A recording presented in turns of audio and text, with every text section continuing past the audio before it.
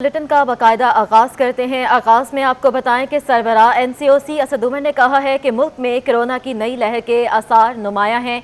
समाजी राबते की वेबसाइट पर अपने पैगाम में असद उमर का कहना था कि कराची में ओमिक्रॉन केसेस में इजाफा हो रहा है। कोरोना की नई लहर से बचने का वाहिद हल मास्क पहनना है।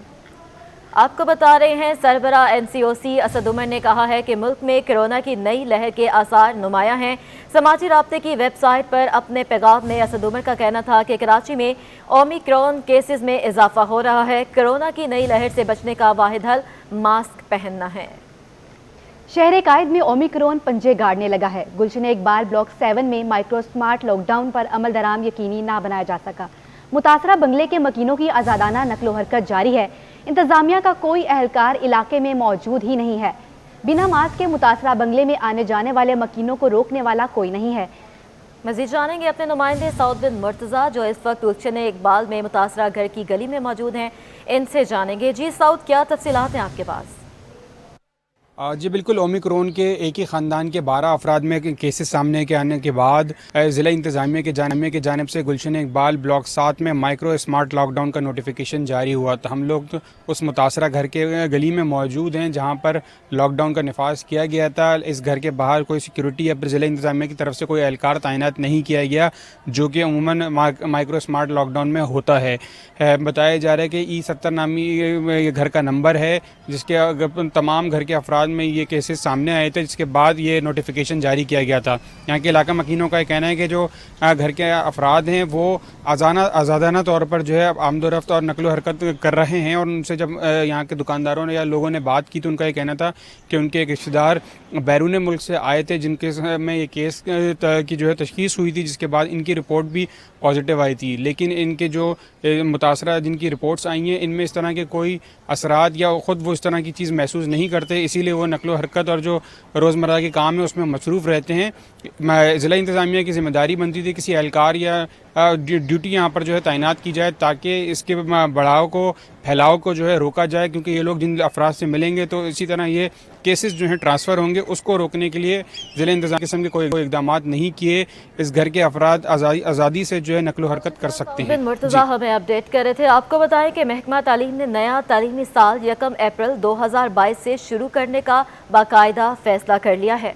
जमाते अव्वल से हश्तम के सालाना इम्तहानात 10 से 20 मार्च तक होंगे, जबकि मैट्रिक के सालाना इम्तहानात 10 मई से शुरू होंगे। तफसीलात जानने के लिए बात करते हैं अपने नुमाइंदे आज़ाद नोहड़ियों से। जी आज़ाद, तफसीलात बताइएगा।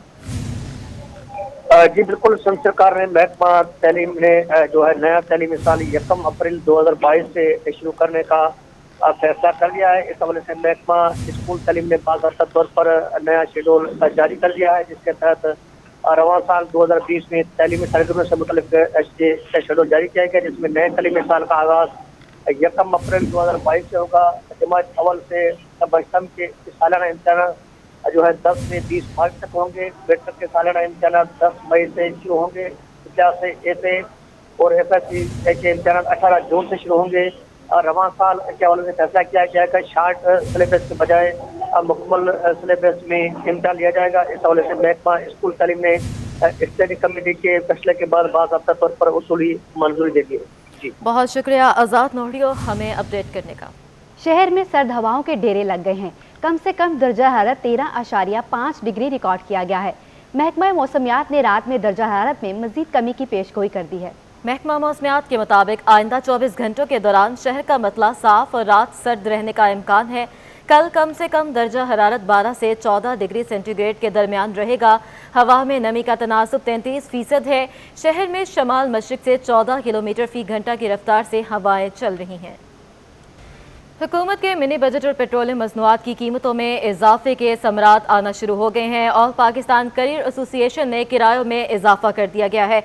फी गाड़ी के किराए में भी इजाफा कर दिया गया है। All Pakistan car carrier association के सदर इमदाद नकवी ने CC21 से गुफ्तगू करते हुए बताया कि गाड़ियों की तरसेल के किरायों में 5% इजाफे के बाद फी गाड़ी की तरसेल का किराया अब 30,150 रुपये, जबकि फी कैरियर पर मजमूई तौर पर 8 गाड़ियों का किराया 2,03,000 रुपये से बढ़ाकर 2,13,150 रुपये कर दिया गया है।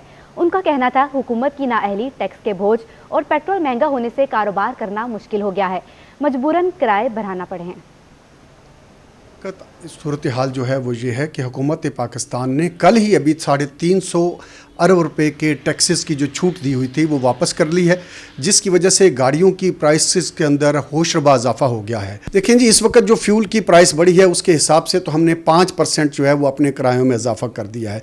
जैसा कि आपको मैं बताऊं कि हमारी एक करोला कार जो है वो कराची से लाहौर के लिए अगर हम 29,000 रुपये में लेकर जाते थे तो अब वो 30,100 रुपये में हम लेकर जाएंगे उसको, तो उसमें 1,100 रुपये का जो है वो इजाफा कर दिया गया है। तो इस तरह मजमूई तौर पर हमारे एक ट्रॉलर के ऊपर जो है वो तकरीबन 7 से 8,000 रुपया पर ट्रिप के हिसाब से इजाफा हो जाएगा, जो कि ये आखिर में आवाम के ऊपर ही गिरेगा।